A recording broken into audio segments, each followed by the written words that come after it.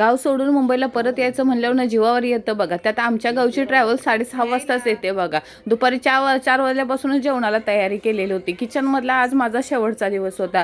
अहो का म्हणजे एकटीला थोडी ना जेवण बनवून ठेवू, सासू सासऱ्यांना पण बनवून ठेवावं लागतं ना. आणि एवढं ऊन खिडकीतनं येत होतं ना, गॅस चालू केलेला होता म्हणजे आग चालू होती, पण उन्हानं काहीसुद्धा दिसत नव्हतं.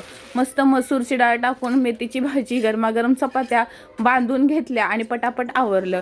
घरातनं एक फेरी शेवटची मारावी म्हणलं, तोपर्यंत माझ्या सासरी बुवाची मोठी बहीण आली. मग त्यांना चहा पाणी करून दिलं.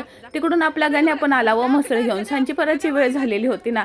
एक शेवटचा राऊंड परत एकदा घरातून मारला. घर सगळं बघून घेतलं, स्वामींना बघून घेतलं, माझी बेडरूम बघून घेतली, किचन बिचन सगळं बघितलं.